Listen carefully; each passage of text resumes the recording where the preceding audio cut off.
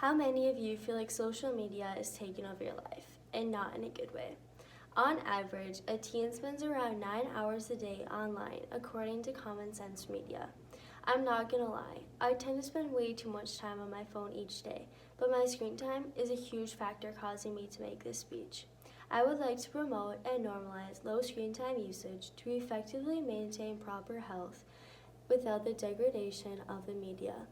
Even though social media is a great way to learn more about the world, make connections, and maintain relationships, people are engaging in excessive use of it. Social media has a mostly negative impact on the developing adolescent brain. Social media is harmful to teens during development in 4 critical ways, including exposure to bullying, providing unrealistic views on others' lives, hindering moral development, and creating poor mental health.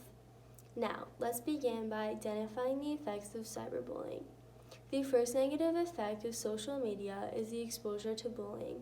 Cyberbullying is common among social media users in the teen age group. An article by verywellfamily.com stated that cyberbullying surpassed bullying as the most common type of harassment experienced by teens. Unlike the traditional, regular, face-to-face bullying, you cannot escape from the bullying because it will always be there through the device. It is easy to walk away from a bully when it is happening in person rather than on a device because it will always be there. In addition to cyberbullying, unrealistic views on others' lives is another negative effect. The second negative effect of social media is exposure to unrealistic views of life. People post what they want others to see. Some things teens have to remember is that people pretend to be someone who they are not and create a perfect image of themselves for others to view. Oftentimes, these accounts are photoshopped and body altered to portray themselves as being perfect. Idealized accounts often lead teens to create negative feelings toward themselves and lower their self-esteem. Teens easily focus on what they perceive to be wrong with how they look and see themselves. Idealized accounts can also lead to constant comparison, which is never good. According to sasi.com, users ages 18 to 34 say that social media makes them feel unattractive. Instagram is known to be the most detrimental type of media to make one feel as if they are less than another. This may lead to unhealthy patterns of disordered eating. I will next cover the ways in which social media hinders moral development. The third negative effect of social media is that it hinders moral development. Research has shown that the use of media is linked to narcissism. People higher in grandiosity often post more on social media, leading them to becoming a narcissist when they receive a lot of likes or comments on a post.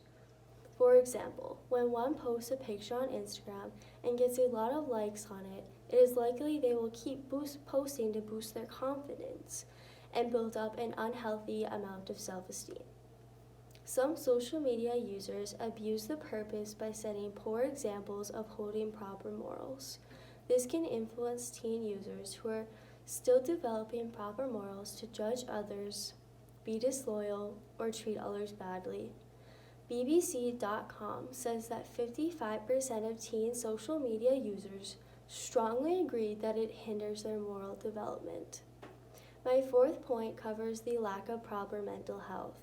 The fourth negative effect of social media is that it causes poor mental health. Experts say that teens nowadays are developing more anxiety.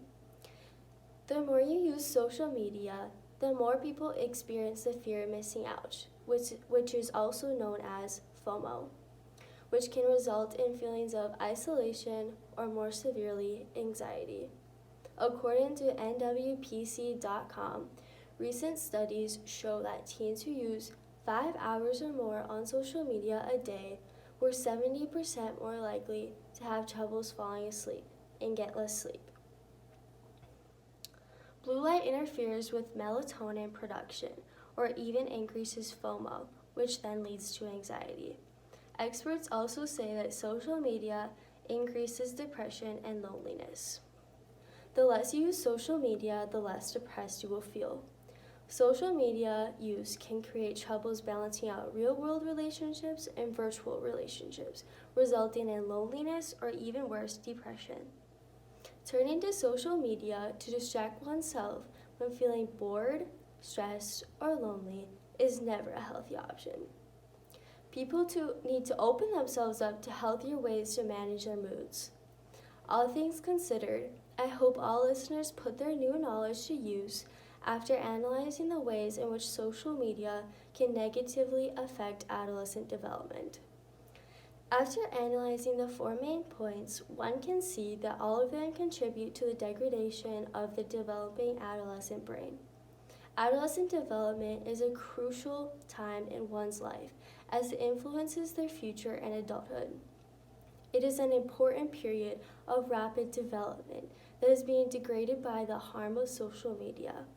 It is clear that the influence of social media triggers sadness and emotional distress for many adolescents. Social media will continue to be a harmful impact on the adolescent brain unless something is done about it.